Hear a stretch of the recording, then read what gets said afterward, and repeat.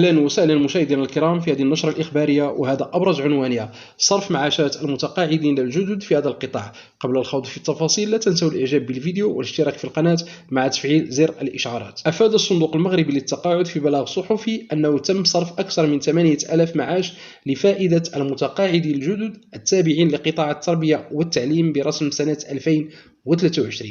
وأوضح ذات المصدر أن عملية تخويل المعاشات لفائدة المتقاعدين الجدد التابعين لقطاع التربية والتعليم برسم سنة 2023 قد تمت بنجاح، حيث تم صرف أكثر من 8000 معاش لفائدة المنخرطين الذين أحيلوا على التقاعد في 31 غشت 2023 لبلوغهم حد السن أو بناء على طلب منهم، أي بمعدل إنجاز ناهز 99%. وتابع البلاغ ذاته أنه بفضل هذا الأداء الذي يعد ثمرة التنسيق الجيد بين الصندوق ومصالح قطاع التربية والتعليم، تمكن هؤلاء المتقاعدين الجدد من استلام معاشاتهم في الشهر الموالي لتاريخ حذفهم من الأسلاك دون انقطاع للدخل.